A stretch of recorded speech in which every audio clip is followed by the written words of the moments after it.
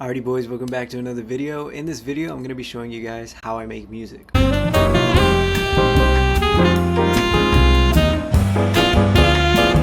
So yeah, this video is going to be a little bit different to what is on the channel already. If you guys have seen my past couple videos, I attempt to make songs like certain artists out there. For this video, I wanted to show you guys how I make music, like my process and everything that I use and what I would suggest you guys use if you guys want to start making music in 2025. So first off, I started out making music on GarageBand on my iPhone. I still have all my projects from there. I think it was a good lead-in to like producing was starting out on my phone. So if you guys don't have the equipment, don't worry, you guys don't need to spend like thousands of dollars on equipment. Honestly, all of the stuff that I have is probably under like 500 bucks besides my laptop at the moment. But if you guys want to start out just on your phone, I would totally suggest that. That's how I did it. I use Logic Pro, but yeah, there's GarageBand, there's FL Studio, there's Ableton, there's BandLab as well. Any of those will work just as long as you have something that you can record and process all your music through. And yeah, let's get started. Let me open up a project. So this is Logic Pro. If you guys don't know, I go to audio right here and then I create. So I have my guitar right here. This guitar was probably like 100 bucks. I got it used off of Guitar Center. It opens a default track right here for guitar, and then you have all of your selections right here off what do you want. But for guitar, I go to electric, clean, and then all of these have different presets, but they also do have like distorted. This is what I really use for like the strokes and all that.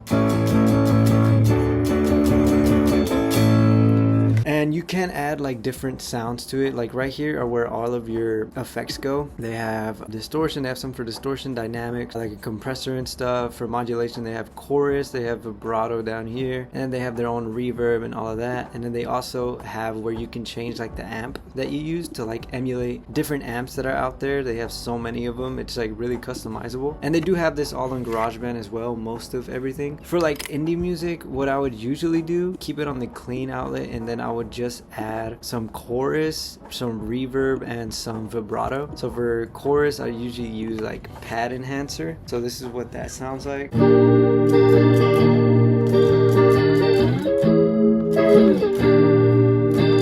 So yeah, that's what the chorus sounds like, just chorus, and it sounds pretty good. And yeah, those are like the presets that Logic has for its chorus. They have a pedal board, and they also have chorus right here if you want to change the settings yourself. And then also they have vibrato, so you just go to, you can look it up, or you can just go to modulation, and vibrato is right there. I usually use this one because it doesn't have as many waves.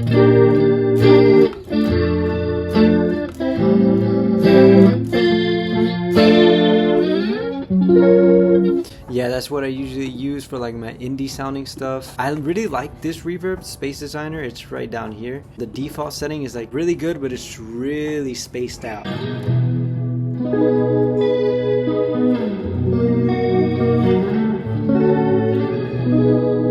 Yeah, it has a lot, a ton of reverb. But yeah, those are the basic stuff that I use, and then I just EQ it. So yeah, that's how I get a lot of my guitar sounds. We can move on to the drums now. I go to the drum kits right here, and I like to use the multi-channel ones because they just sound more full to me. I like using the Portland one, and then to pull up a keyboard, you put up show musical typing. For the drums, you usually have to go down one, and the A is the kick, the S is the snare, the T is the hi-hat, and then the U is open. That's crash, and this is ride. So yeah, that's what I usually do. I just press record and then I play them on here.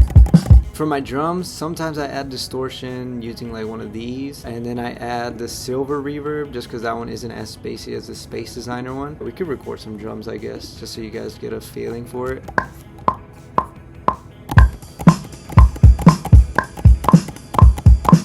And then after that, I usually try to quantize it a bit. I select all, and then you can click what quantize you want. I'll do 8. And then yeah, sometimes if you don't want it to be too quantized, you could take off the strength just so it doesn't sound as robotic. And then yeah, like I said, I would add like silver verb, so some more reverb. Like I could like track a guitar to this or something. So I'll just lay something down just so you guys see the process.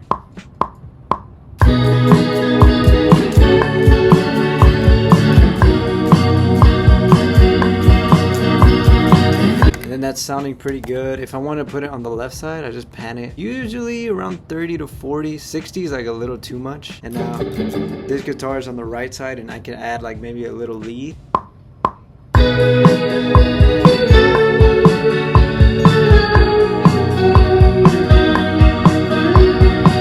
And then yeah, now I have two guitars. They're the exact same producing wise. They have the same effects and everything. So this is what it's sounding like.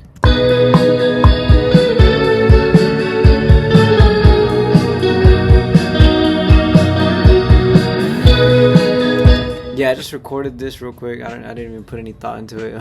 But yeah, this is for your metronome. This is to keep you on time. It does clicks in counts of 4. And then this is to change your tempo. I just kept it at the normal one. For a bass, I usually just go right here. I click guitar or bass. And since I'm using a bass, I'll load up a bass preset, which is one of these. I connect my bass. I think my bass was around like $100 as well. And yeah, so this is a bass sound.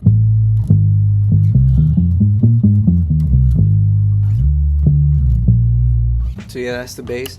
Let me show you guys my setup actually. So this is my setup at the moment. Sorry for like the inception of that camera right there. But yeah, I have my Scarlett right here. This thing was like $100 I believe. These speakers were $100 as well. I got them on Amazon. This microphone, I got this microphone from Guitar Center for $100. It is the Shure SM58. I have these headphones. I use them for music, for listening to music, but then I just preferred my AirPods. So these were like, I don't know how much those were, probably like $80. But yeah, these are my guitars. I have my electric, I have my acoustic, I have my other electric, but it just doesn't work. And then I have an old bass that also doesn't work. So that's why I'm using this guitar and this bass right here. This is probably my favorite instrument at the moment, is this bass. I have this strap as well. Pretty cool. But yeah, that is my setup at the moment. Not the best. So to record vocals, I would just click right here. I go to mic. I can hear myself. And then it's on voice right here, and I can click whatever.